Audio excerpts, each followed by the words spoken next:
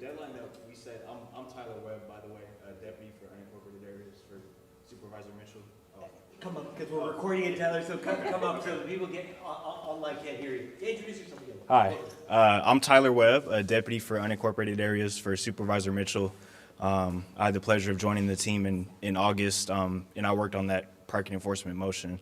The deadline that we set for that transition was July 1st, but if you know more than me, and it's Possibly July 1st. okay. Yeah, we wanted to give like a pretty long runway.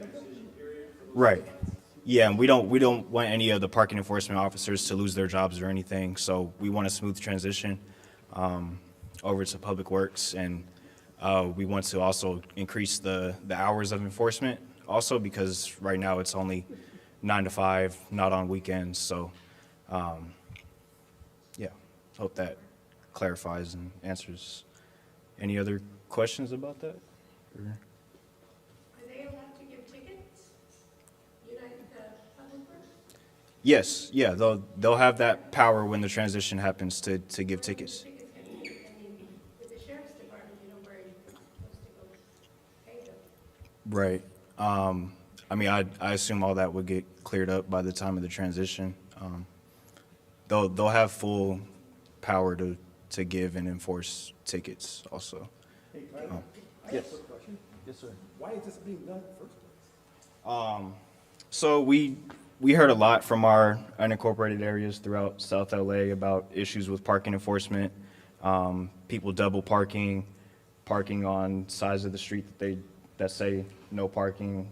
I've driven some of those communities. A lot of our field deputies have. So we heard a lot about it, and we felt that, you know, because other city jurisdictions like Inglewood, Manhattan Beach, Los Angeles, others, they house their parking enforcement within either their Department of Transportation or it's its own standalone department. It's not usually associated with law enforcement entities. Their parking enforcement officers aren't sworn peace officers or anything like that.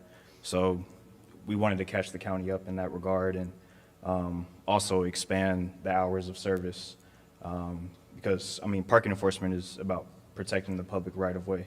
So, Personally, I love all you guys, you know that, but I have to be honest with you, LA County Department of Public Works is not a five-star entity either, you know? right. So, Yeah, just throwing it out there, you know? I hear that. Tyler, can we just ask? I have the booming voice, like try to make the booming voice like Bill. Can we ask once we have a transition plan for you guys to come and present it, and for Public Works to come and present? Of course. What that looks like, and what the service improvements and service hours and sort of because you're gonna get people are concerned obviously about how this affects the Understandably, the parking yeah. enforcement that we have today. What initially comes to my mind is you're gonna have numerous experiences of writing somebody a ticket, and having somebody come along and be very upset. Or a parking enforcement officer, PCO, is a radio call away to a death. Boom. Right, You know, and someone gets violent or nasty. yeah. You guys aren't really gonna have that. Well, I mean, that can still be a part of the transition plan. I mean, any county employee should be able to call the sheriff if they feel like they're in danger while they're. Call for service is what I'm saying. But an actual sheriff PCO, they got a radio around his neck, you know. He's putting out a 1033 radio call, boom, deputies are there, you know. Hey, I'm involved in a fight, you know, whatever. Yeah, I mean, that transition can still include that, what you're talking about. But I'll definitely keep that in mind, and yeah, we'd be happy to come and present and. Concerning to me, you know what I'm saying? We'll probably do that for most of the organizations, so Wiseburn will make sure to. Yeah, I mean, we'll have questions, and once you guys have it ironed out what that transition, what the timelines look like, Okay. Yep. we want you back. Yeah, Sure. I'll definitely be back. Absolutely, and I think it's, how is it gonna work, who are we gonna call? Okay. What's the service gonna be provided? What is gonna happen as far as dispatching and covering, and how's that communication gonna work? And not only for the community, but for the PCOs that work in our community, how is that gonna work? Are they gonna be dispatched to the sheriff's department still, or are they just gonna have a totally different system independent of the sheriff's department? How is that gonna work?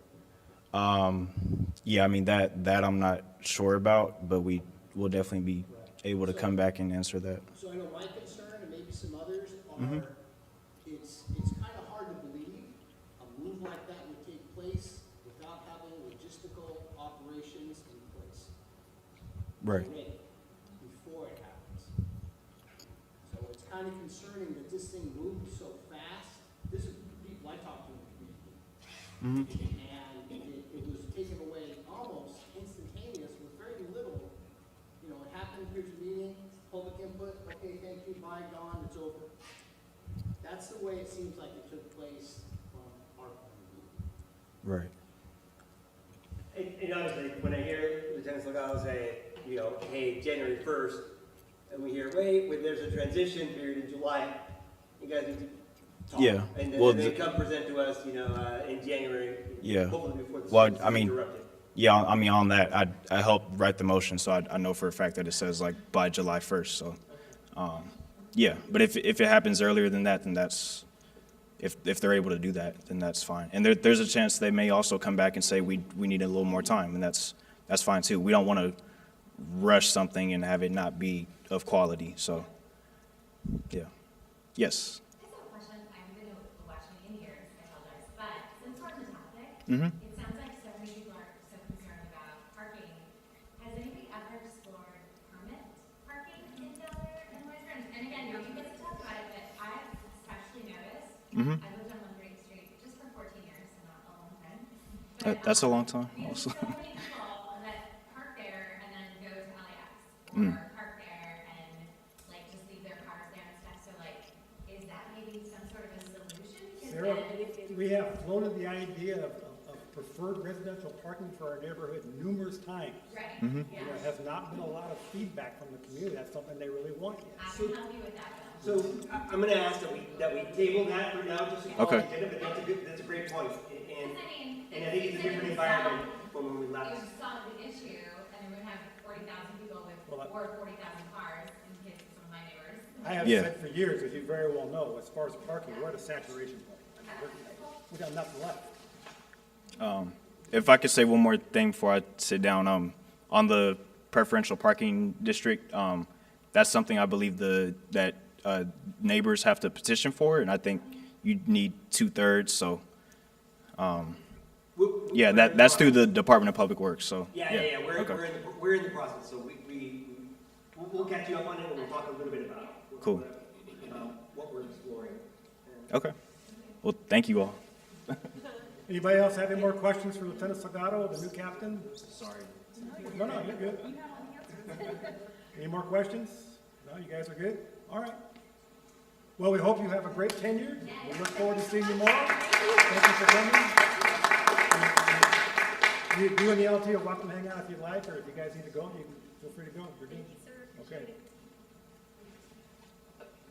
Before Bill jumps into the stats, please help yourself to some pizza, otherwise my kids are gonna eat every single donut and pizza that is back there. A good portion of it. So if you'd like some, please help yourself to some coffee, pizza, and donuts. You just moved my kids.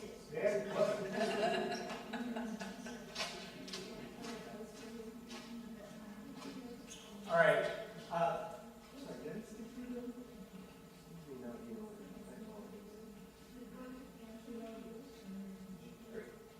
There you go. Okay. Here's our numbers as of October 31st. Any questions, comments, issues, problems? I personally don't like to see the red. I'm used to seeing how things used to be where we never saw red in our crime stats, but it's a sign of the times. The homicide should probably go off by January. They typically, numbers will stay, if you look from year to date, 2022, 2023, they stay for a year. That homicide was actually in April of 2022. So that will come off, and that will go back to a zero or no change, unless we have another one. The robberies always disturb me. Luckily, knock on wood, so far for us, they're on our perimeter streets, El Segundo and Inglewood, for the most part, and not within the community. They're typically smashed, I mean, not smashed, they're typically Somebody will walk up and engage a person in a conversation. Then two other people come up from behind, hit them, wrestle them down on the ground, take their phone, money, jewelry, whatever. That's typically how those are. And that's about it. Anything else? You guys have questions, comments? Moving on. Next topic.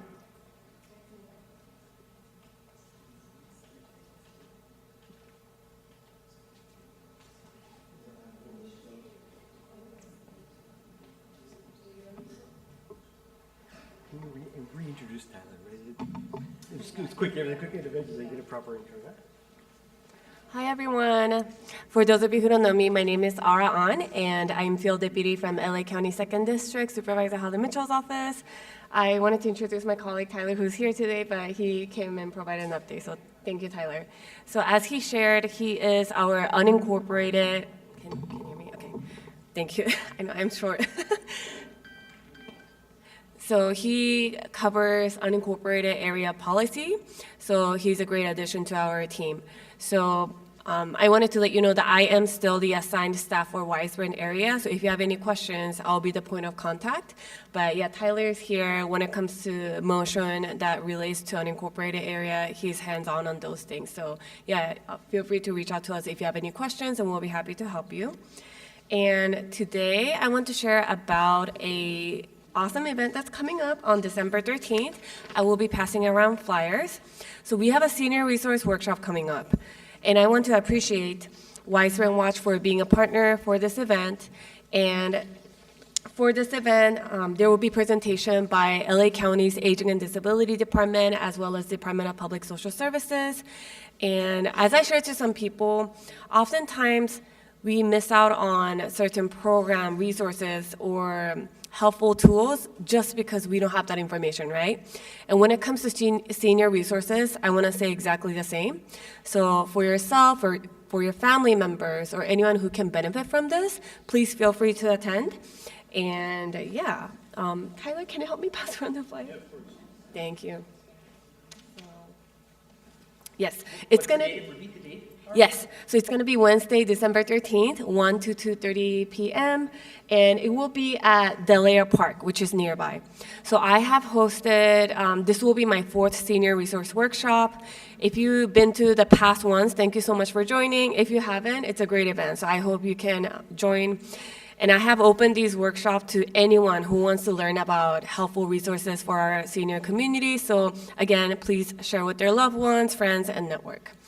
And yes. For those of us that work that can't do this, is there a website that we can go to get the same information you're handing out?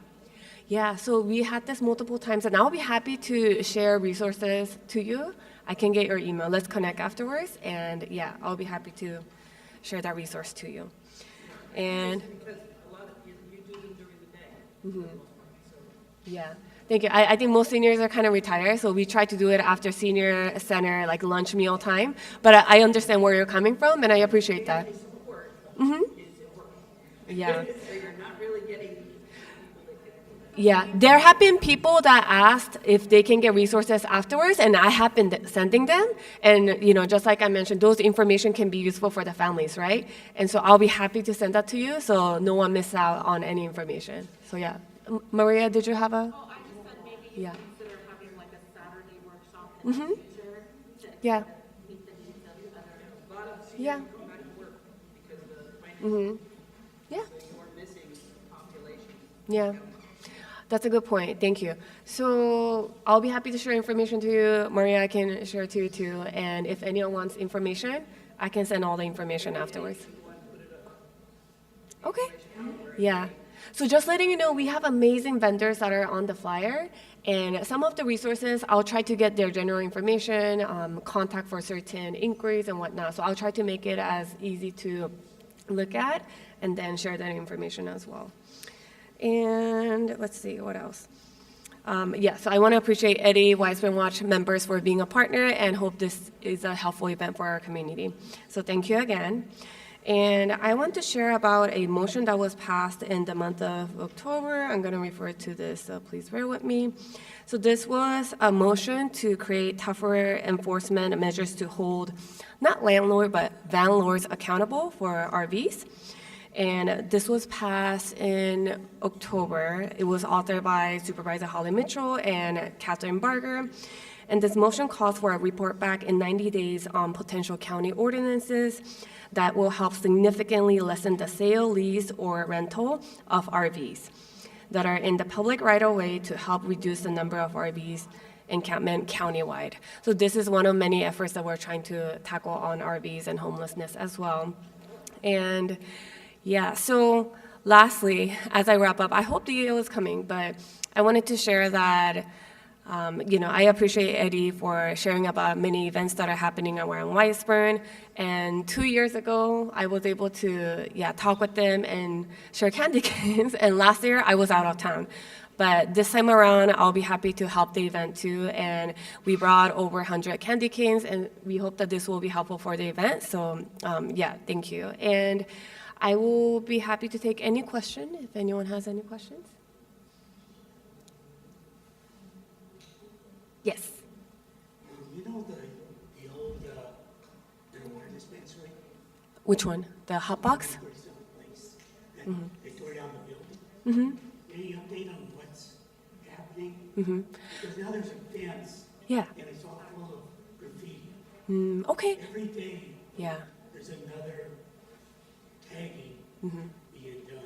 Yeah. So for that, I will have to check with Jessica or Sari, so I can check with them and circle back with you. And remind me the address, please. The address, or the cross street. Is it the? 3747. Is it where the hot box was at? No, it's not that one. Okay. 13702. 13702. Okay, I'll check that location. Okay, there. I have your email address, so I'll circle back with you. Okay, sounds good. Thank you. Anyone else? Okay, sounds good. So I heard from the DEO team that they could be running late, but yeah, if they come later, I think they can present. So I will pass it back to you, Eddie. Thank you. Thanks, Ara. So we had the Department of Economic Opportunity scheduled to come talk to us to give us an update on the ordinance for street vendors. If you remember, I don't know if you remember, back in April of last year, they came to talk to us, and it mainly seemed like they were talking about enablement and economic opportunity as opposed to enforcement of existing or future legislation, right? Protecting where business takes place in the county. So we were supposed to get an update on that. We'll proceed on to other topics to stall and see if they make it, and if not, they'll have a tough meeting next time. Next time they show up, if they come in January. See? Oh, Tim and Lieutenant, can you guys tone it down back there? Can you guys? Yeah. Thank you.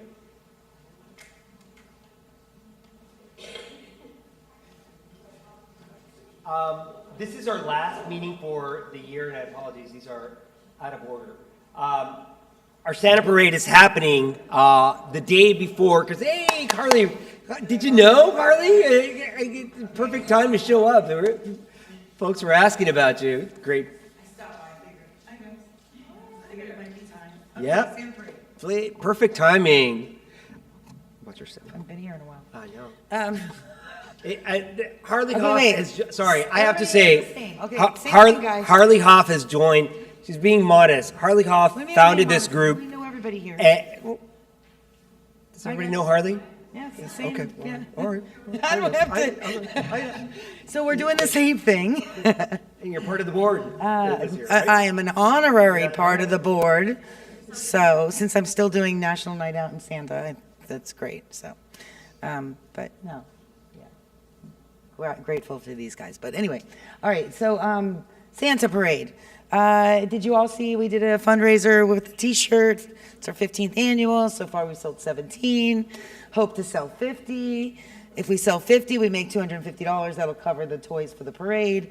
We've sold 17. If we don't sell 50, we still get our T-shirts, and we're gonna have 17 original T-shirts that nobody else will. So that's okay. We'll figure out another way. I put it on the first time. I don't like to get on Nextdoor. So I put it on the first time, like with no commenting or anything, but if you guys want to promote it, please feel free if you're on Nextdoor. Did you order a t-shirt? Oh, you did? Thank you. Yeah, no, that's great. I can look it up for you. Yeah. Okay, so if we don't, we'll figure it out. We always do, right? You guys know we don't collect dues, so that's why we have to ask for money every year. Let's see. So we've got everybody confirmed. Fire department. Where's Bill? CHP sheriff. We think that's okay. We got fire department. That's really all we really. But they will. We'll get one of them at least, or one car to help us out. It'll work out fine. The Scotts, I don't know if you guys know, but they're no longer in the neighborhood. However, Cammie is going to come back and still do that stop, which is wonderful, right? They've been doing it, but he doesn't live here anymore, so he's going to come back and do it with the neighbors that were doing it before. I don't have anybody. Darla usually does number 6 by my house, the last one, and Darla is having knee surgery. She was trying to figure out like if she could get enough people on her block to do, okay, that's not me, to get enough people on her block to do it, but nobody really wants to step up to do it. So either we just don't do this cocoa at the last stop, or we find somebody to do the cocoa at the last stop. Darla did tell me that she's more than happy to open up her yard, open up the gate, anybody can use as much power as they want. She will be there, she just will be Recovering, nobody in her house. I mean, we could do it outside the gate, not like she normally opens up. What if you? I know Mona. She said you might. I don't want to put it on you, okay? I know she said Mona might help. I said I know she will always help, but does she want to run it? So we need somebody to run a cocoa stand. We can purchase the cocoa mix. It's super cheap. I usually just go to Food for Less and buy a whole bunch. I have a couple of containers. Well, we've been borrowing for the cocoa thing. His thing is I don't have any coffee pots. She had them. She's literally let us use them. I loaned her one. One of those was mine. The watch still has one, right? They still have one. I have one. Anyway, we will figure it out. So do you want to run? If somebody wants to donate goodies, they can leave it at my house and I'll just drop them over. Okay, so we're going to leave 6 to you now then. Lovely. Thank you. I appreciate it. I didn't want to assume that you would do it. I knew you would. Thank you. That was one of the reasons why I came by here tonight. You know where my house is. I do. Okay, so, all right, so we have our stops. We have we have Santa confirmed, Mrs. Claus, our lovely elf. I can't believe we've been doing this for 15 years. Like, none of us can even believe that we've been doing this. And Dawn, for the first time, we gave her a break, the poor kid. Last year didn't come with us, but, as an elf. But you've been there the whole time, too. So it's just crazy to think it's been 15 years, right? So thank you to everybody in this room who's always contributed to the parade, because you guys are definitely a big part of it. Thank you. What else do we have about the parade? We're collecting for LA County Spark of Love. I got a few people reached out to me, actually one person from Mattel in the neighborhood, and I actually told her, just take your kid, bring it to the station, because she was trying to give me a bunch. I'm like, the whole purpose is to go to them. It doesn't have to come at the parade. So as far as donations go, I don't know, because you guys would know what kind of money, because I know a couple of money donations that came in, but everything will be used for the toys that we buy. Wiseburn Watch, and it's, Yeah, we are a nonprofit organization. It's tax deductible.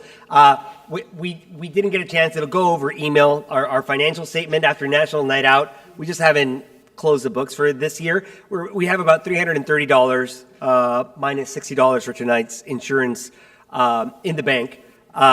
So the rest of the funds will be used for this event, and it's buying mainly the glow things and things to give out to the kids that aren't going to be donated. We also got a donation from Universal Pictures, but we're going to save that for National Night Out. Yes, and National Night Out, and not to mention that some of the dolls are like Chucky dolls and things that aren't necessarily Christmas centric. Yeah, so there may be other uses for them other times during the year. We're gonna make up for no raffle last year. That's for right. the kids. That's right. So National Night Out will be a good event this year. I think that's it really for Santa Parade, unless anybody has any questions about Santa Parade. Yeah, and how you can donate, Venmo, PayPal, there's a donation can at the back. Checks, sure, give you a letter we'll for take your it. And we'll taxes. give you, we will write you a receipt that you can reference our tax ID number for your tax deductible donation. And on the website, that's right. Thank you, Patrick. And on the website, wiseburnwatch.org. Yep. Ara. Maybe I can present Squirrel for this event. It's 15th annual. Thank you so much for doing that. When does that program We begin? rotate sheriffs, so sheriff, CHP, fire every year, we just did it. Oh, a county scroll for it. That's what she's talking about. I wasn't there when you did You know what? The last stop is probably Yeah, the place the to catch last us because we won't be stationary at any one place until that last stop. Mona is hosting. Right, is where the party ends up. So Darla had stuff left for years and we used most of it up last year. So if anybody wants to donate napkins or small plates, And you can ask We'll for that in an email. we'll pull a call out for doing besides monetary donations, napkins, paper, cocoa, things like that you could donate, goods for the parade. Yeah. because at the end we put all that stuff out and I know we used most of it up last year. It was a good party last year. Left in our- Do I have the National Night Out tubs? I do. I think you do. I might have stuff left. If you don't get anything, let me know. Because I put everything in there that's left over. I use everything. So. Eddie, I'll reach out to you separately. Okay. Thank you. All right. All right. That's it on Thank you, Harley.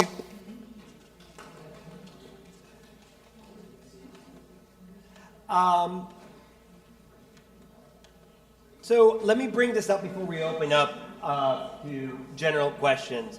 For those of you that are on next door, and I apologize, these slides are out of order. Thank you. Looking for the Wiseburn one. I may not have copied the Wise. Here we go. There's a call to action, and this will go out over email, but unfortunately we found out this morning. A call to action to provide input. We're not affected as much as Del Air is, but the South Bay Area Plan, apparently as of 2 weeks ago, came up with and this is under planning, Department of Regional Planning for the county, came up with a plan, an environmental impact report plan that seeks to reclassify some of the commercial districts, in our case, the commercial district. I'll show you what Del Aire's look like. Del Aire sent out a much more emergency call to action because they were severely affected in the way that land use is classified in Del Aire. For us, it's the commercial corridor that is on the periphery. If you see on the top, the light orange mixed use on El Segundo, and on Inglewood Boulevard is that red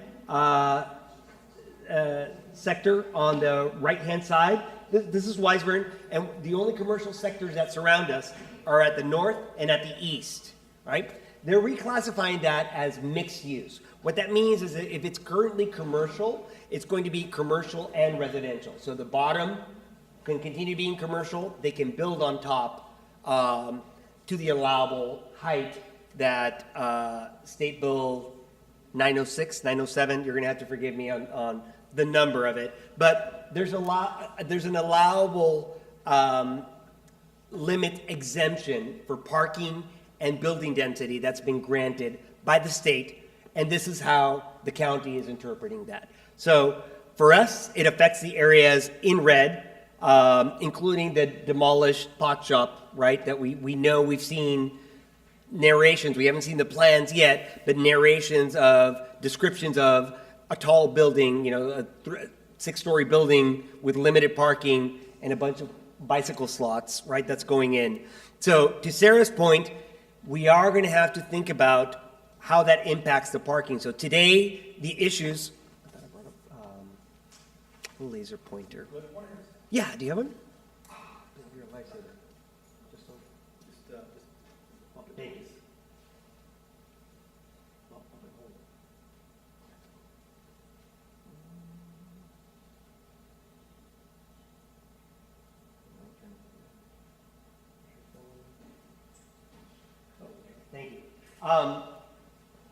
So today, you know, obviously you think, well, I live in the middle, right? How's this going to affect me? Which is the posture that the neighborhood has had in the past. When we've brought up preferential parking, the people that live in the middle or on La Cienega or on the south away from the commercial corridor say, it's not in my best interest, I'm okay, I have 8 cars at home, I like parking on the street.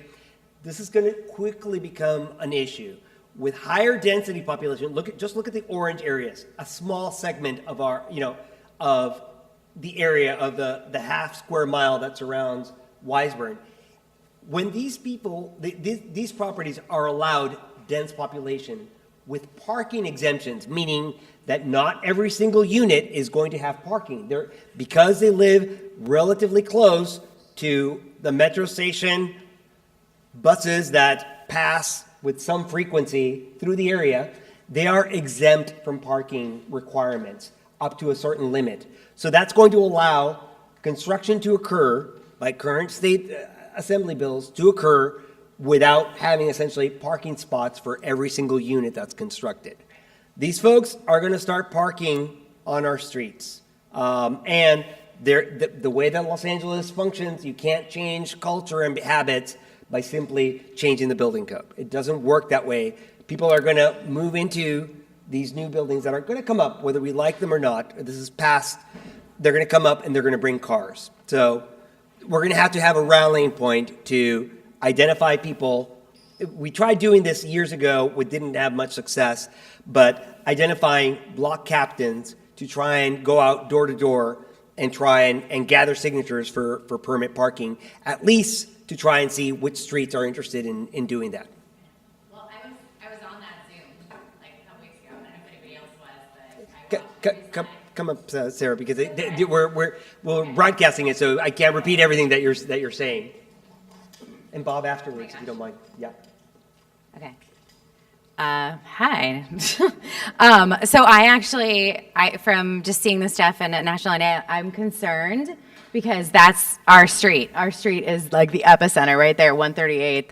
And literally those properties just sold in June each for $2 million, because I'm sure they've been like, you know, developers are paying attention to these rezoning things. So I sat on that Zoom a couple weeks ago, and I did speak up, and I voiced my concerns in person. I did not follow up with an email, but I think this is just a horrible plan. I mean, like, it's such a tiny little community anyway, and I am all for building more housing and figuring that out, but we can barely, I said this on the Zoom, we can barely park on our streets as it is, much less having these developments on the end of these streets. And I think it's just, I think it's a bad idea. So I don't know, I mean, I don't know how we stop it. But they did say very clearly in the Zoom that these are the proposals and that there is then, they're going to, you know, there's a timeline on us talking about stopping it. But you guys might know more than that than me, but I was on that Zoom, man. It's like, speaking up, I spoke up.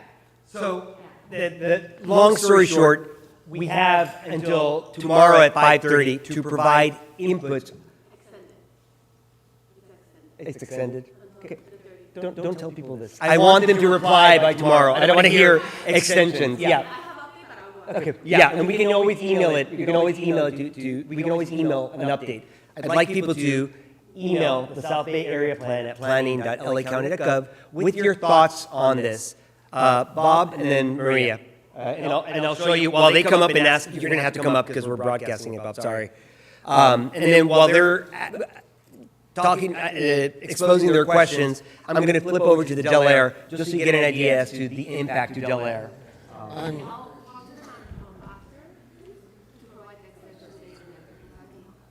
Eddie, you guys may know this. Who are the people that approved this measure? Can we elect them out in the future? I mean, let's look at the realistic picture here. Yeah, the bigger picture is who approved the Senate bill. I don't have that information, Bob. Too many things to look at locally, and yeah, I don't know. Yeah, absolutely. Absolutely, there's an author. Maria.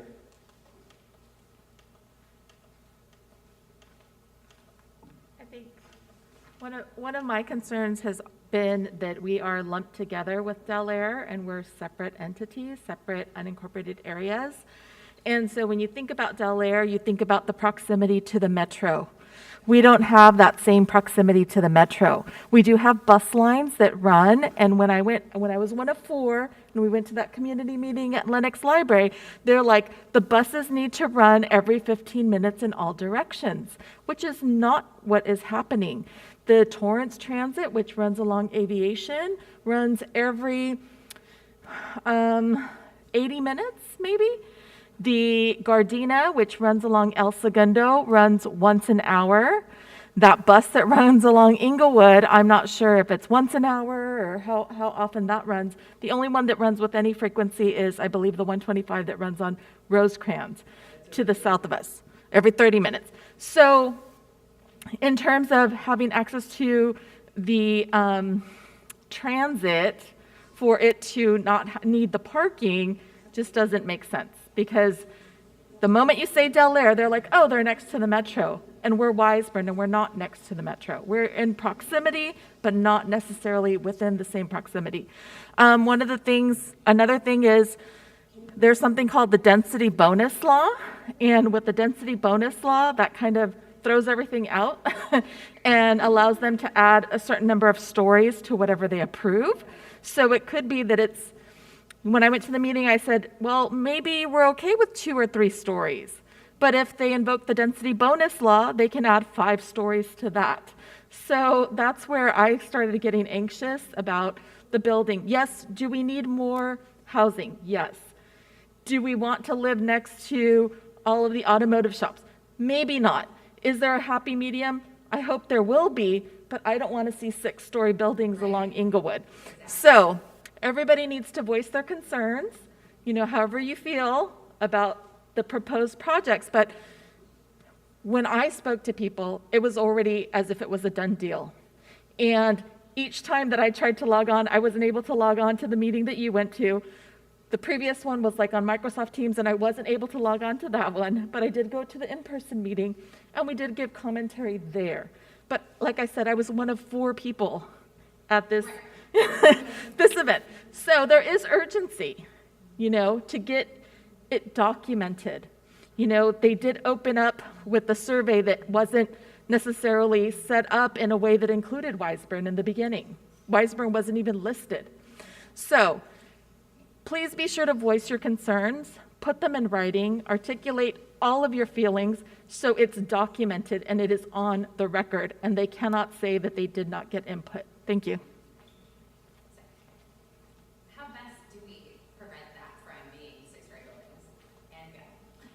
So I think that you need to provide as much written input to South Bay area, to regional planning, who's going to dictate what, sort of the guidelines to keep in character with the community. At least the initial draft, and this is a draft. Look at how it affects Del Air, right? The orange is, man, I had it working in a second ago, Bill, I swear. It's like half of Del Air. So what that orange is, thank you, Bill. What that orange is that it allows for residential 30, which means 30 units per acre average. So for a single house, it's not much, but obviously it entices developers that if they can hit 30 units per acre average is what it allows for residential district. These are the darker orange are residences that they've changed to residential 30. It's still residential, but it allows a higher density of habitability of units per acre than typical residential allows, right? 30 units per acre. Where's the park out there? I believe it's So it's basically all that. the blocks above 120th and then the 2 below next to the school. Yeah, and this is correct. And this is at we'll send out the link to where this is, a better resolution map of where this is. This is Del Air's. Again, ours is a little bit different. Nonetheless, you can comment on any of the areas in your email. things to keep in mind are proximity of cannabis shops, right? And the types of businesses that surround the corridors that they have identified for mixed-use housing and commercial district. What sort of things we want to see in the community, right? Today, in our case, right, Inglewood and El Segundo Boulevards are not nice pedestrian walkways. Nobody with kids would allow their kids to walk around these streets unaccompanied, right, today. Let's take away the traffic, right? Just the type of businesses that are here, right? And the type of folks that and businesses pedestrians that these businesses attract are not what we want to see, right? So they write guidance on that. So provide inputs on not just on the density of population, but also the community character and the types of businesses that are allowed in mixed use zones. Art, might as well go ahead. I can finish setting up. Art has some updates in terms of the date for when this is due. Start thinking about this. It's a simple email. It's okay, but they are collating, they are collecting the data. The squeaky wheel gets the oil, right? Always. So it's power in numbers. I know Del Air raised a revolution based on, essentially a good third of their area being rezoned into, and again, it doesn't disenfranchise the owners today, but it incentivizes developers to want to pay a high price per square foot, right? These people they're human, right? They would sell, exit, right? And the community has to live with the consequences of that. So,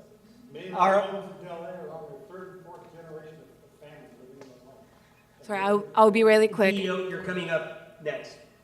Thank you. Yeah, so it's an announcement that was made today. So of course Eddie doesn't have it, but I wanted to share that the date has been extended to November 30th.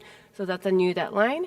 And we have communicated with Del Air community and regional planning. They have been speaking with leaders from that community as well.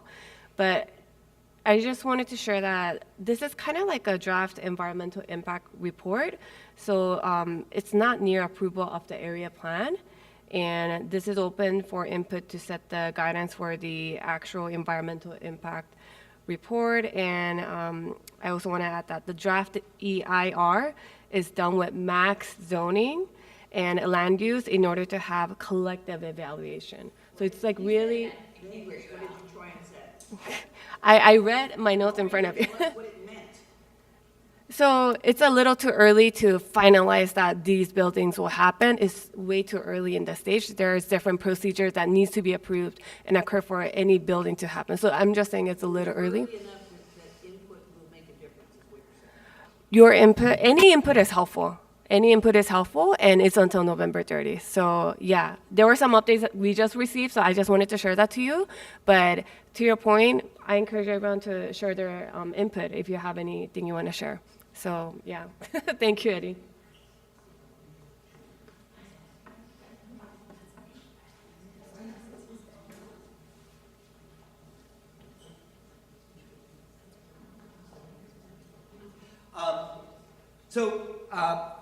The long and short of it is provide your input to South Bay Area Plan in terms of, obviously, your input from Wiseburn is not, so make sure that you distinguish. If you're going to provide an opinion on Del Air, please provide an opinion separate and distinct from Wiseburn, because it's different, right? You see the depiction of the map.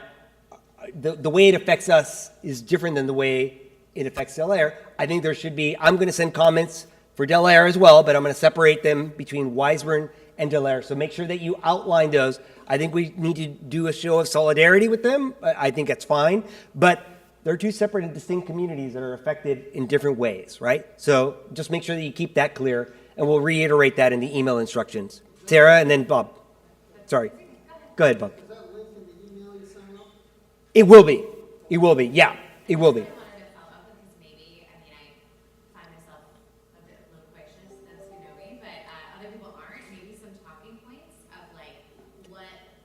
Yeah, some ideas. Yeah, things to keep in mind. Yeah, things to keep in mind, and the first thing that comes to mind is the types of businesses, because they can make a recommendation in terms of what types of businesses are allowed, right?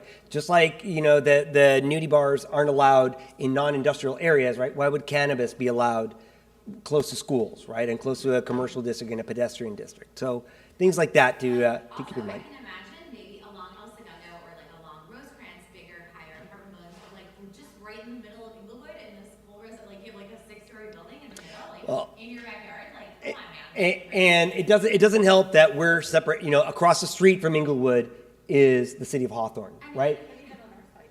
Yeah, and even on our side, correct, Maria, even on our side, the little gray areas are, Hawthorne, right? Outside of the dark blue outline. So, Ridiculous. yeah. So let me, without further ado, let me give the last few minutes to the Department of Economic Opportunity. I saw Jessica here. Oh, yeah, let's try tracking you. Okay, here, go ahead and, I don't have a laptop to project. Do you have a HDMI on there? No. I know it has to. Converter. Do you have a converter cable? Here. Yeah, I have it. Oh, you're awesome. Okay. This is just your images. Oh. I took pictures of all the slides. Okay. Yeah. Wow, nice. Yeah. Okay. Oh, sorry. Okay. Okay. This one has the converter on it. So this side will be my side. Got it.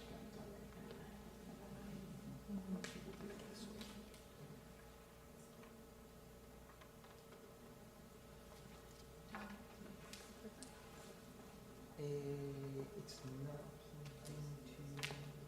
Oh, no, can't do it. You have USB? It is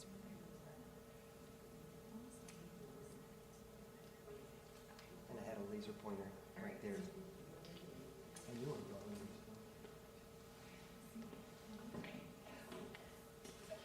Jessica, go and introduce your colleagues and just a quick restatement of what DEO does. For those, it was March since you guys were last here, so we may have forgotten. Up to the mic, because we're broadcasting. Thank you. Great. Thank you. Good evening, everyone. Congratulations for making it out here today. That's awesome, given the rain. Good showing, so, shows you really want to know about the changes within your community. So congratulations to you. My name is Felipe Moscoso. I'm here from the Department of Economic Opportunity, newly formed department. We've been in existence for a little over a year now, but it was a branch off of various components of the LA County overall organization. So with that being said, we were tasked, specifically the Office of Small Business, with overseeing the sidewalk vending implementation, the ordinance given the state decriminalization of sidewalk vending. Every area has to kind of, or they do have to implement some kind of regulating, and that's what we want to do. We want to implement regulation, and we also want to encourage the permits that our department's going to issue. So we've been working closely with our Department of Public Works, Department of Regional Planning, Department of Public Health, Sheriff, Fire, I'm forgetting one more, to develop not only the procedures that'll be followed, but get input in terms of what it would mean for each department. And yes, we were last year, I believe, in March. And so now we're finally at the point where the ordinance is ready to be introduced to the Board of Supervisors. We're aiming for December 12th for that date to be when that ordinance is brought to the Board of Supervisors. December 12th will be the introduction date. So the board has already voted to implement sidewalk vending, or to come back with a report, I should say, on sidewalk vending, and they approved that now we need to pass an ordinance or present an ordinance, and they will review and vote on it after the December 12th date. So what does that mean? It means that we have to provide our community engagement, which begins tomorrow. And we have a slide that's going to have the locations, the times, so you all can log into virtual sessions or attend in-person sessions. We are trying to visit every soup district to collect the feedback from the local community. Along with that, we'll also have a link that you'll be able to access to provide your comments, recommendations, whatever it may be, before December 1st. We want to make sure we wrap up all the procedures that need to be followed in order to get what we need in front of the board for the December 12th meeting. This is Jessica Morales, who's on the OSB team as well. And she's going to present to you not the full slide deck because we're short on time, but we will go through some of the components. We also have another team member here who's going to be taking the time and making sure that whatever you provide feedback today, that we also get it as part of our community feedback. So you're actually one of the first to get an inside look into our ordinance. It'll be presented tomorrow at the Economic Development Policy Committee meeting that we encourage you all to log on during the day if you have time. We will send the link so that you'll have that tonight. And hopefully you can log in and listen in to the update that we will be providing tomorrow. There will be subsequent community engagement, as I mentioned before, where you'll be able to provide your input as well. As we go through, I know you'll have a lot of questions, but I think it's probably best if we kind of go through some of the high points and then we get to questions at the end to make sure we can address the high points of the ordinance. So with that, I turn over to Jessica. Hi, everyone. As Felipe said, I'm Jessica Mireles. I'm in the Office of Small Business. I came here with Danny Kelleher, who is back at the CEO's office. So we now inherited Felipe, so we've been very lucky. Also Analu is part of our team. She's also working on the sidewalk vending. We're always going to have staff available at each of these sessions to take notes, to ensure that we're not missing any really pertinent comments that we want to make sure are integrated into the ordinance. I apologize that it's not very visible, but we'll follow up with sending out these slides following the EDPC meeting tomorrow. This is an overview of the timeline. It essentially talks about how we got to this point, bouncing. Thank you. Oh, that's great. I think that might have helped a little. Okay. So we're in November 2023. We're doing all of our engagement. We're here continuing to present at EDPC, which again will happen on the 16th and again the 30th. That is part of the required process for ordinance development. The significance of that is that it's a public meeting and it allows both elected representatives and their deputies as well as people of the public to make comments on any of the new initiatives that are being presented there. So again, you guys are getting the very, very first view of this slide deck to any person in public outside of our agency. So very exciting. Okay, this is the three components. The reason we broke it up into three large components is because it is a very, very dense document. It's about 26 pages long of different types of regulations, and they cover everything from registration to defining what a sidewalk vendor is, to the operational requirements and equipment that would be allowable and prohibited, and then the protections, compliance, and enforcements of the sidewalk vending ordinance, which is the SVO. Part one, we'll go through pretty quickly because I think we all kind of know who a sidewalk vendor is. It's somebody who is vending. Following the actual adoption of this ordinance, following the adoption of the ordinance. Okay, this is really important. If this gets approved, what it's going to do is prohibit any other vending activity from being conducted on a public pathway or pedestrian right-of-way without having gone through a compliance component, which is the registration certification program. So similar to what you guys know as business licenses, this is essentially be a licensing process for a sidewalk vendor. Part of that process is ensuring that they have all the required documentation up front, right? So if you're selling food, you need a health permit. If you're selling merchandise, you need a seller's permit from the California Department of Tax and Fee Administration, so on and so forth. So it reinforces existing requirements and now applies them to an otherwise unregulated industry, right? There's been no regulation on that. This is going to apply only to the unincorporated areas of the county, which is our jurisdictional area.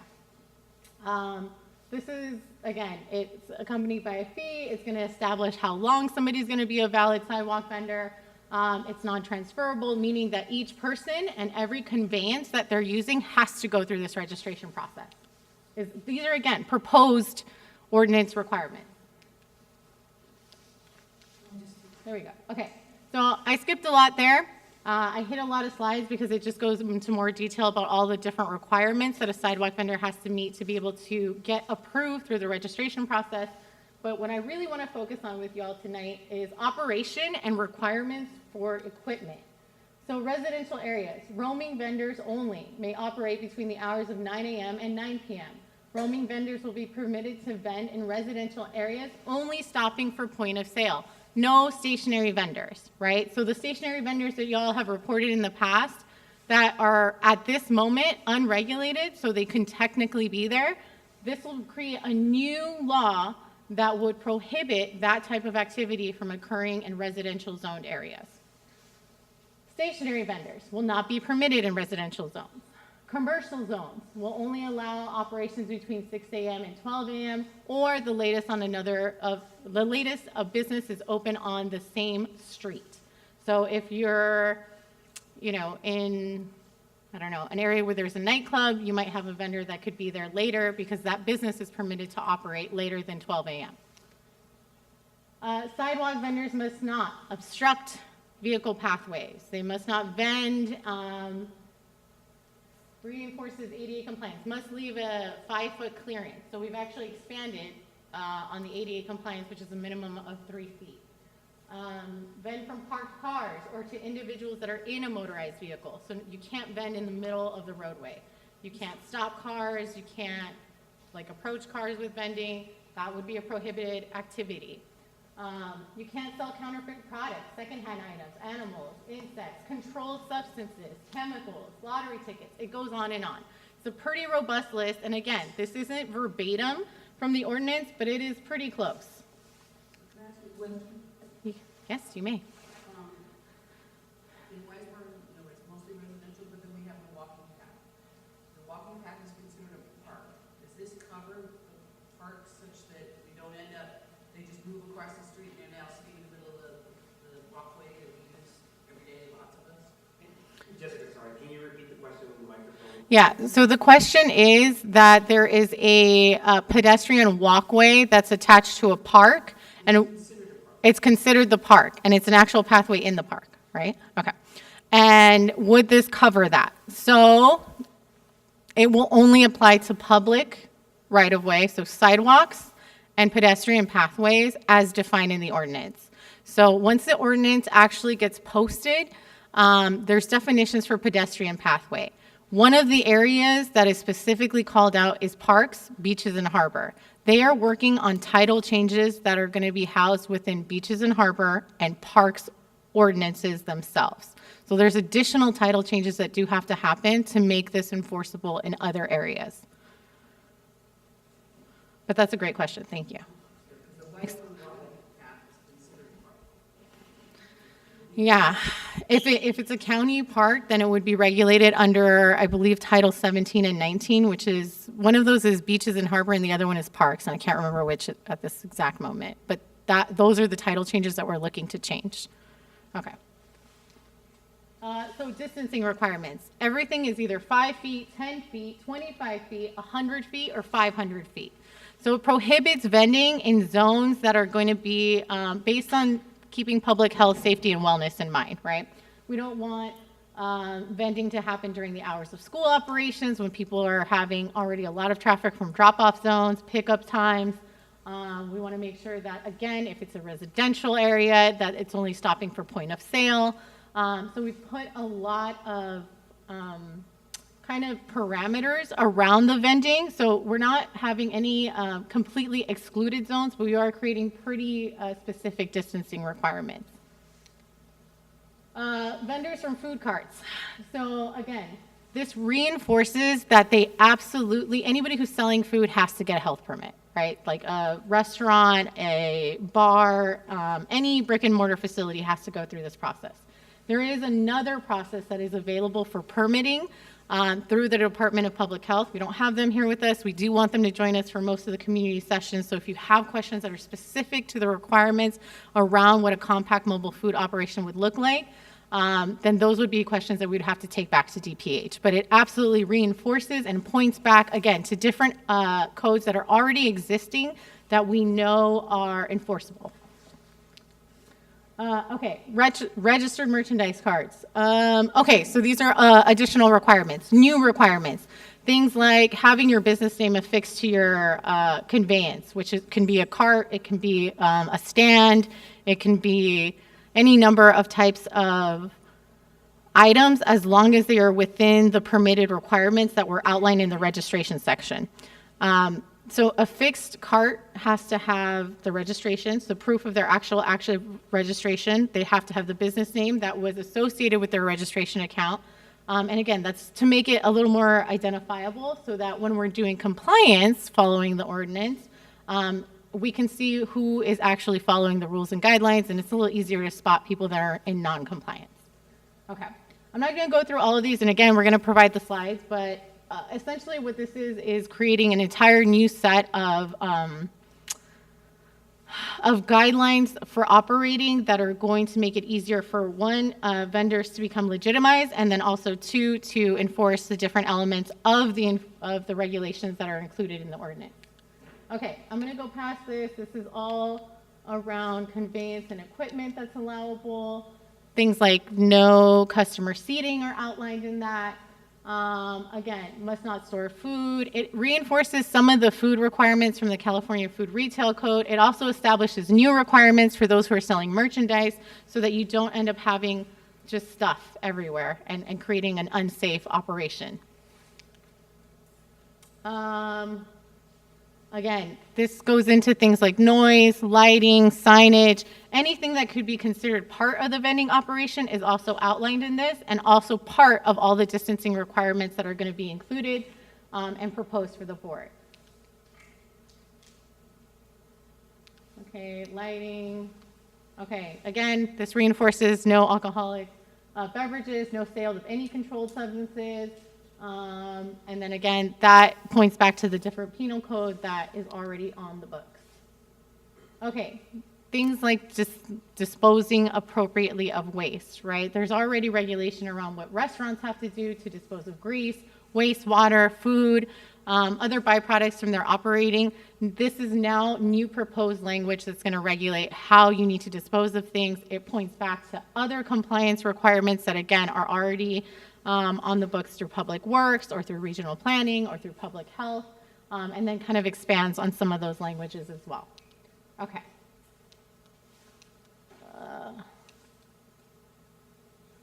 We talked about residential, we talked about zones. This is just kind of reiterating that. Okay, this is going to be the link to the form. So again, it's going to break it down. This is not the full set because again, it's 38 slides. We're not going to go through all of them tonight, but it does have a lot of detail. And we will be posting the slides on our website along with the link to this form where you can submit public comment on each part of the breakdown. So part 1 would be the registration. Part 2 would be the operating requirements. Part 3 would be the compliance and enforcement. I don't know. Okay, so each part of this, when we're actually doing this, is going to have a time where people can ask questions. Retaliatory action, again, this is creating some additional protections for actual sidewalk vending employees against their employers. Part of this is to incentivize employees to come and work with our office when there are different instances of non-compliance with different labor laws or other extortion and basically making vulnerable or less vulnerable the employees of street vending operations so that they're more willing to come forward. Extortion, minors vending, again, minors can vend, but they have to be accompanied by an adult. Sidewalk vending. Okay, enforcement. So this is going to give us authority for enforcement. And I know we said this back in March. We didn't have any authority. Right now, we spent the entire first year doing a lot of engagement, doing a lot of education and outreach, trying to gauge the different hotspot zones based on community feedback. You guys were great about that. We have those records. We know where we're going, so that as we start to roll out something like this ordinance, what we can do is start to target those areas first, right? This is where we've seen a lot of noncompliance. This is where education is needed, and then this is where the process of enforcement needs to follow if there is continued noncompliance. Okay, fines and violations. So again, if there's any reasonable cause that we believe somebody's in noncompliance, we have the authority to investigate those complaints. We'll have the authority to administer administrative citations and also refer to other local agencies that may have jurisdictional authority depending on what we find. Okay, first violation with a valid registration. These are people who are trying to be in compliance, so they've gone through their registration. They probably have either their health permit or their seller's permit. But they are not fully in compliance with the requirements of the sidewalk vending ordinance. Maybe they're operating at the wrong hours. Maybe they're stationary in a residential zone. This is the violations, and they start to build.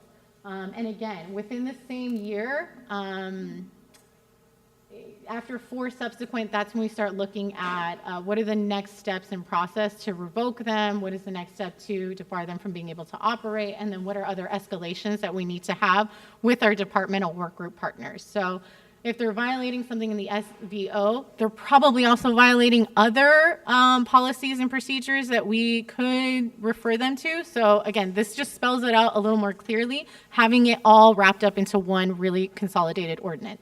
And when I say consolidated, it's still pretty long.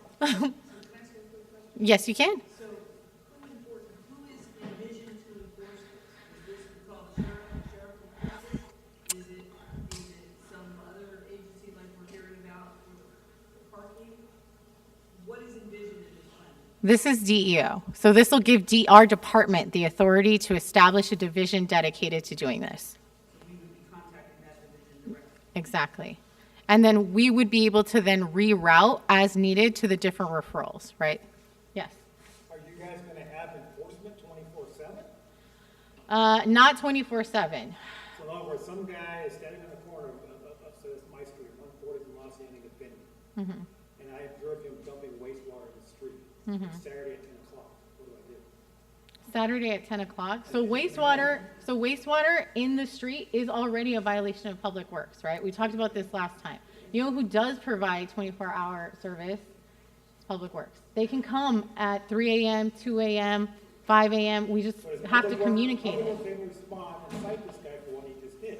That's exactly what we're suggesting here. If the department or any county department has reasonable cause to believe that sidewalk vending activity is in violation of the requirements of the ordinance, applicable provisions of county code, state or federal or other local laws, may issue a notice of violation in accordance with that. Also call the sheriff, they can do the same thing. The sheriff does not really want to be called because Well, I think you guys don't want the sheriff to be. I will say that we are looking to have a partnership with the sheriff to come out with us. That is something that the sheriff has committed. The problem is the sheriff doesn't have the capacity to respond to all of these calls, which is why the county is establishing a group in our office to be able to start tracking, regulating, and then coordinating more tactical responses. Prior to your administration, prior to Holly Mitchell coming, Yes. the sheriff always responded to vendor calls, always. Been that way for 30 years I've lived here. So this is what's changed. Your administration is what's changed this. The state decriminalized. Yeah. Whatever. Yeah, I mean, I will say, we're just creating laws and regulations in response to the authority that the state has But given yet us. other cities have been able to enforce this. Yes, Other they've cities had other an cities have their police ordinance. department- Let me finish. Other cities have their police departments, they're able to be involved in it. You guys have chosen not to involve the sheriff. You guys have chosen to make this more of a, what's the word I'm looking for? A feel-good kind of thing to the vendor. I see. Okay. So I think what we're trying to do is strike the balance between creating and formalizing an economy and also preserving public health, safety, and wellness in the development of that ordinance. And if there's specific issues of the ordinance, we absolutely want those comments written down. So on that forms link, that's where you can cite specifically what you feel needs to get changed to make it a little more clear on who's regulating and what kind of regulation that we need. But it is going to be housed in our department. That is what we're proposing at this time. I think it's just important, it's not housing. I think you guys should manage it, but, it's been my experience that some of the vendors that choose not to Comply. regulate it, Uh-huh. they know when you go home, they know when you start work, and if you're the enforcement and you're a civilian and you're working business hours or close to business hours, they come out after that. And so that's the issue. Yeah, I hear what you're saying. With allowing or including the sheriff's department to come out and administer, give them a ticket that will eventually end up with you and you manage it. That- Whatever that happens. That is very, very close to what we're proposing with the departments. That's very close. But again, it has to go through approval, right? It has to go through board adoption. People have to be, yeah, I agree. I think that that's a great comment. I really do. Yes, go ahead.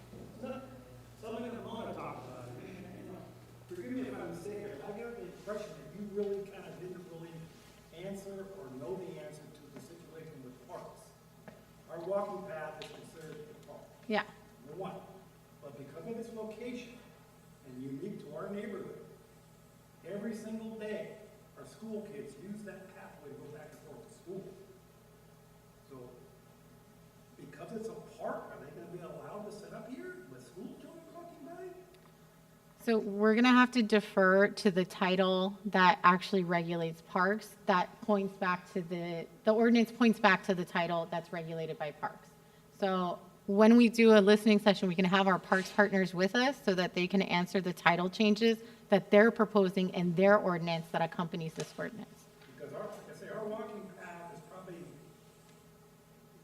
it's considered a park, but it's Yeah. unique to our neighborhood. I mean, it's a pathway that pedestrians on it literally all the time. People walk their dogs. Okay. People walk, with kids walk to school on it. Directly across the street is Los Angeles. Kids walk on that too. But it's still in the park, right? It's considered part of the park? You got So you leave, drive Yeah. this way, go into the freeway and turn left or right, that's the park. Okay. It's a walking path. Yeah, Considered part of the park system. I can't speak for the parks, but I can tell you that they're looking at title changes that are going to be impacted by this ordinance around that. Another area of contention to me. Yeah. You guys you're unfamiliar with your territory, you know? Yeah, so this right now, the way it's written, would only apply to public sidewalks and right-of-way and those pedestrian pathways that are both cemented and uncemented. So it wouldn't necessarily directly apply to parks, but it could with the title changes. So, Well, our walking path is uncemented, it's decomposed gravel. So Bill, I mean, we know, I mean, we're blessed that we know all the county agencies are at our disposal. So let's invite Parks. You make Yeah, sure that you I have can make Parks sure at Parks this, is at here. this meeting too. Yeah. And we'll voice it. I think it's a unique situation. I don't think it exists everywhere. You're right. Let's make it work. If it requires a park title change, then let's make sure that Park is aware, because the vendors will find a loop. If there's a loophole, they'll find it. Absolutely. Let's So, talk a little bit about the hotspots and how we're gonna work with the work group. Oh, Let us yeah. refer, we can, come out here with parks.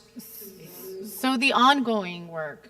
and Liz, do you have a comment? I What would did. they do? I'm sorry, go ahead. Yeah. About Public Works. Yeah. So I know that you said something about illegal dumping, right? Because we've seen this vendor dump his water. We've seen Okay. him do that. But do they have enforcement? I know that they're open 24 hours, but do they have enforcement coming out just for those specific calls? So they do have a remediation services. They're part of our work group, and we have called them out to be in certain hotspot areas. So I think to Felipe's point, what we want to do is continue this work group. So the work group got together to help write this, right? Now the extension of this, okay, is now we have to work together to enforce it and ensure compliance, because now everything's written out, spelled out more clearly. Part of their escalation process in their department, and I don't want to speak too much to their process, but they have a notice of violation process that happens for remediation services. They also have a way where they will charge somebody who has been found to be substantiated in noncompliance with illicit dumping to pay for any future remediation services, and then they have a whole other pathway. So that's where our ordinance is going to have its process of enforcement, but then it's also going to feed into all these other existing processes of enforcement. so that we've exhausted multiple pathways that already exist that we can have centralized, right, in one agency that's kind of coordinating this, which would be DEO, and then working amongst the other departments to see that resolution through, or the escalation of the enforcement through. Does that make sense? Of course, that I'm getting, you want real time. Yeah. Come out, I think that's where we need to get clarification for the other departments of what are their response time. For us, we are creating this as a new department, so we haven't had the resources before. But we're trying to ramp up to that, which was part of some of the delays as well, to do a fee study, to kind of talk about what resources it'll take. So that is something that we're planning to go outside business hours, but it's gonna take, I don't want to promise something real time when it's not gonna happen real time. So it's gonna take some time to develop and actually get to a point where it's gonna get word of mouth, it's gonna start to get traction. Even when the board approves the sidewalk vending, on the ordinance, it'll say how many days after it'll take effect. So we have to pay attention to that as well. Are you gonna have some type of code enforcement where you're gonna be patrolling, you're gonna be monitoring these things? Because what the law does require is that you witness the violation in order to cite the violation. Correct. As part of our plan, we've asked for staff to go out, respond to the hotspots that Jessica was mentioning, but also to do canvassing, education, writing down what the hotspots are, and then continue with working with groups like these to identify maybe, a hotspot is not on our radar, that needs to be on our radar. But we will, it would help when, we'll have a link for complaints and follow-up. It would help if, you tell us this vendor's on the weekends after 5 p.m., 5 to 7 is like the peak hours.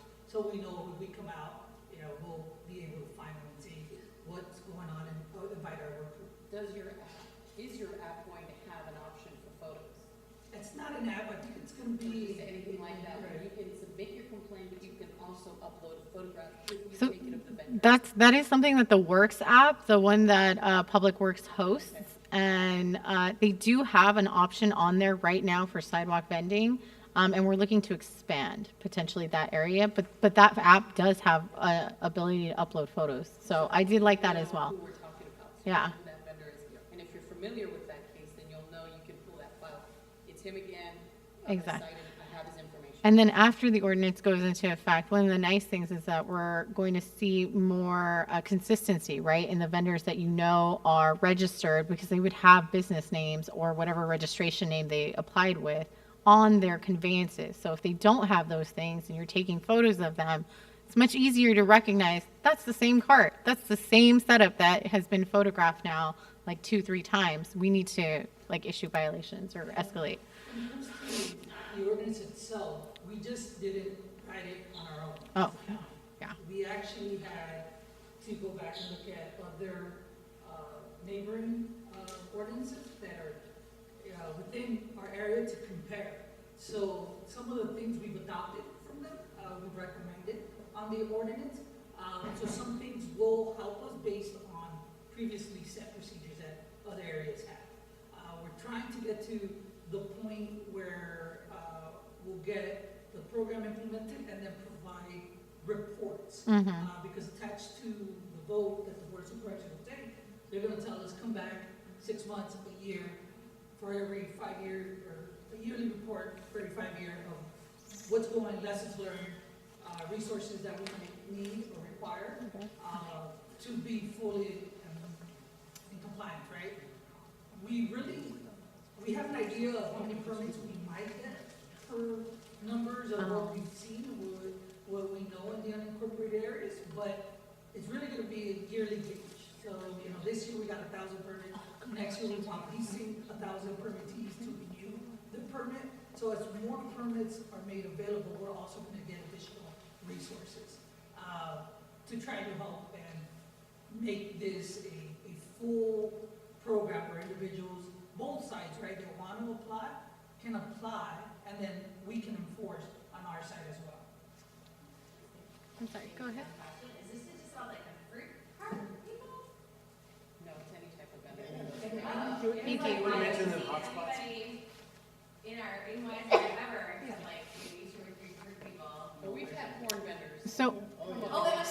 So, some of the really big hotspot areas in specifically in Second District are like Prairie and Compton Avenue.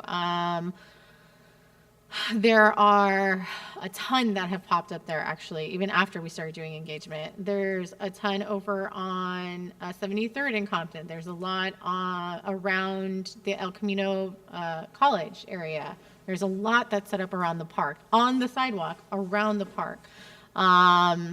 There's about, I would say, 15 really dense populations of vendors, and we basically consider anything where there's 5 or more vendors in a very close corridor to become a hub or a hotspot, depending on the level of noncompliance that we're finding.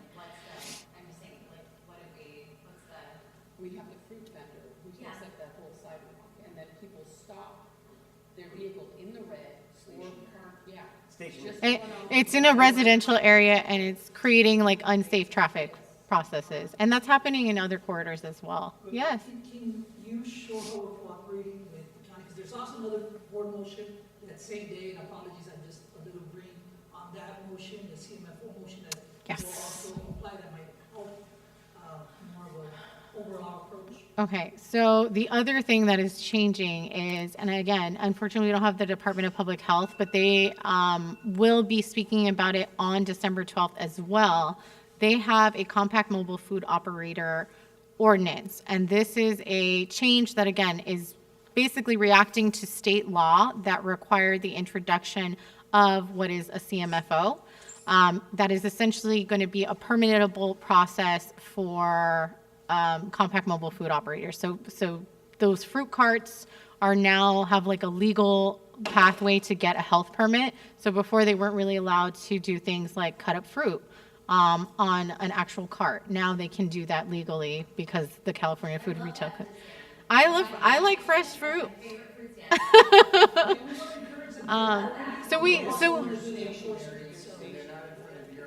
So yeah, we.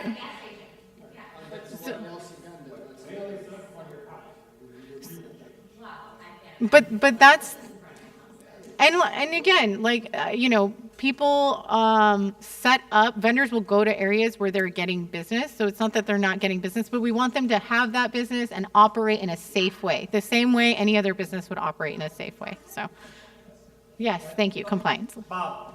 Okay. Do you get compensated for every vendor registration at all? No, we do not get compensated. No. I wish. I don't know that we'd make that much money on it, but we're actually trying to present what we think we need in the first year to get the information out. So we're trying to ensure that we can cover the cost as a county with those permit fees. So we're looking into what is something we can charge. You haven't decided.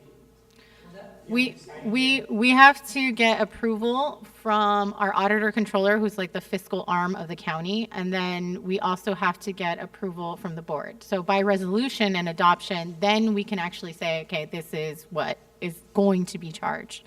We can make proposals, just like all of the information here is proposed. And again, the county only operates from a cost recovery, which means we can only charge what it actually costs us to run a program. That's like typically how you do a fee study for a new program like this. You're not a profit center. Right, we're not a profit center. Exactly. Not us, not me. This is a community session schedule. I do want to just make sure everyone notates that these are going to be the places that we're in person. We're going to have 4 sessions that are virtual, starting us off on the 20th and then ending us out on the 30th. And again, they're going to be English and Spanish. If you guys can make these, there is a QR code to register. And again, all the slides will be posted on the website following the EDPC meeting and the start of the actual engagement. So you guys are getting super early preview, which is why we're not going to post these slides, but we will send them after the 20th when we are, doing the massive engagement campaign. When can they see the actual ordinance? So there are a couple of really important moments that I didn't cover, but there is a slide that I hid that's in there. The 6th of December is when the entire package, which includes all of the feedback that we've gotten from community engagement on the MS Forms link, via note-taking, whatever methods that we're collecting, get consolidated. They're going to be integrated, and then any changes or modifications that we think need to happen to the ordinance because of that community feedback and engagement will all get reported at that December 6th with the ordinance itself. That's going to be on the board agenda. The board letter, which will have the list of the different resolutions we're asking them to adopt, including things like fees, staffing information, any fiscal impact that we anticipate, and then the actual, is that it? Just the board letter, the ordinance. Sorry, it's been a bit of a day. The ordinance is probably the main point. Yeah. You might want to take time to read it to make sure it addresses your specific questions. My That's okay. recommendation is there is a link on the Board of Supervisors website. You cannot make today the board Just so introduces you know. the ordinance. It's time to wrap up. Anticipating the Senate hall, that you provide your comment via the link that they have on their website as well. Yes. And that link opens a week before. It does. It opens on the 6th. So you can submit written comments, and we'll circulate that along with the flyer with all of those engagements that were in the slide deck, so you guys can scan the QR code and RSVP. So please come out. We want a bunch of different voices on this. We want to hear from everybody. Everybody's impacted by this. You know, there's a lot of different things to consider and moving parts in just formalizing an industry that touches so many. Can you share this, at least the links to register? I can Yeah, send the Send me links. information that I can Yeah. distribute, so we can post it on the website, Yeah. send it out to folks. I'll send the flyer, the copy of the QR code, and the MS Forms link, so you guys can make comments once the stuff goes live on the website. Yes? This is in the future. Yeah. When you guys add 1,000, 2,000, 10,000 vendors. And by then we'll have these high-rise apartments on Inglewood Avenue.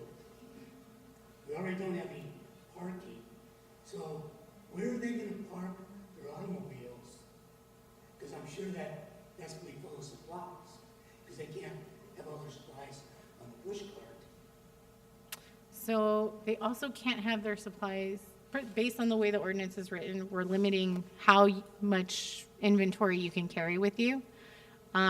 Because again, the point is to try and create a pathway to grow into a formalized business, right? Maybe one day you can become a brick and mortar business. This is just your starting point, right? You're not gonna be able to sell coffees, teas, tacos, tamales, all from one cart. Like, that's just not feasible. You wouldn't be able to get permitted that way, and you're not a restaurant. Like, a restaurant is what you're looking for. If you're looking for those operations, okay, let's help support you to get to a food truck. Let's help support you to get to a restaurant.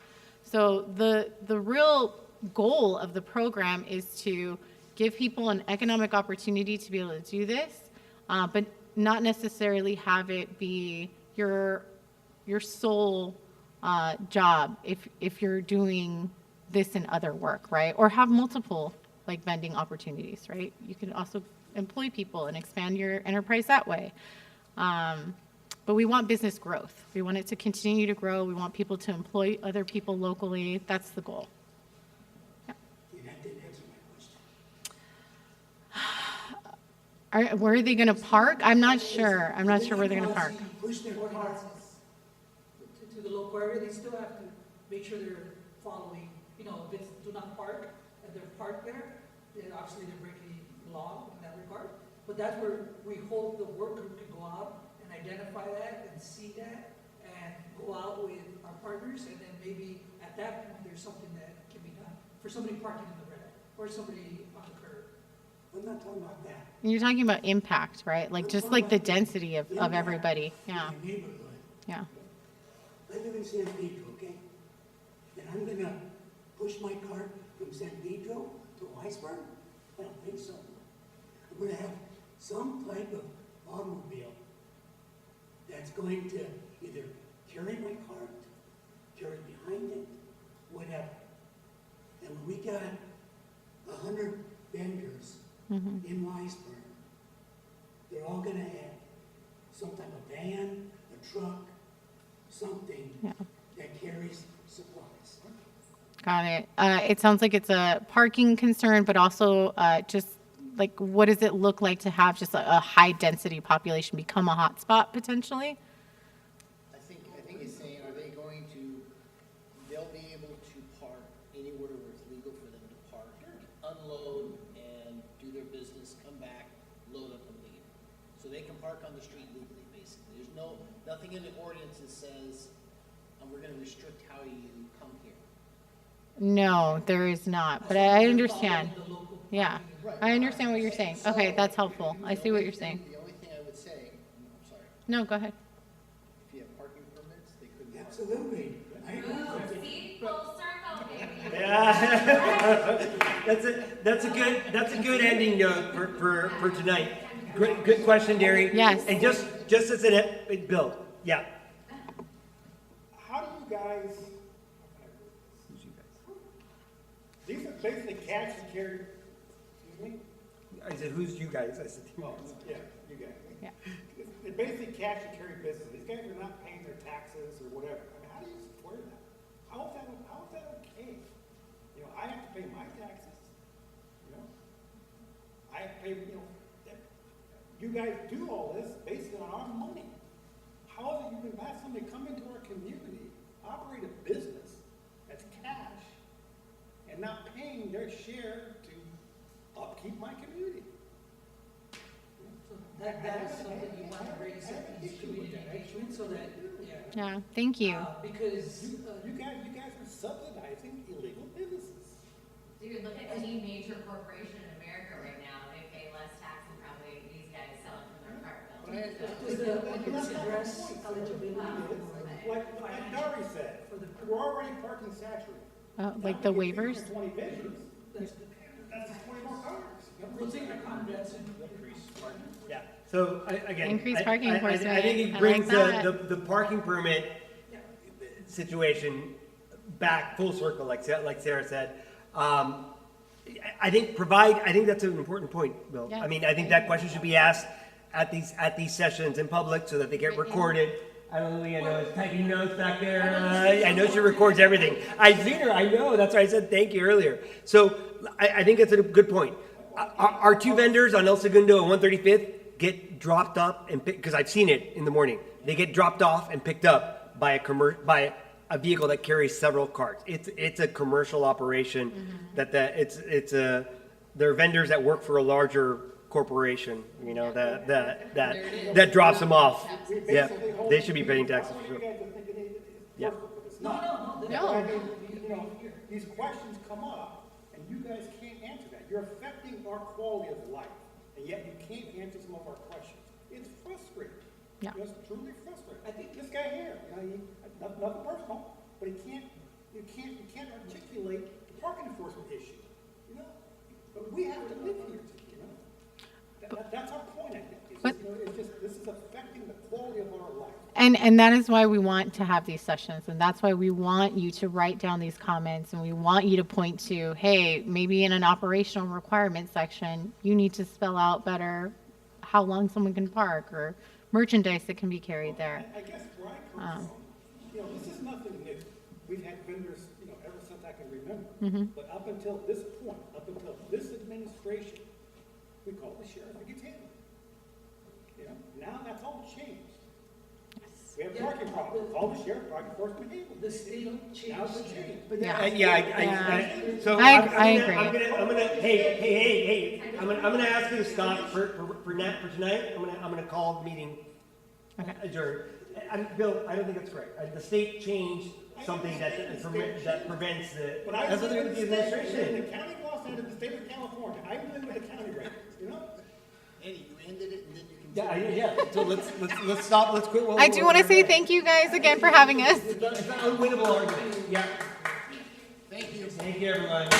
You guys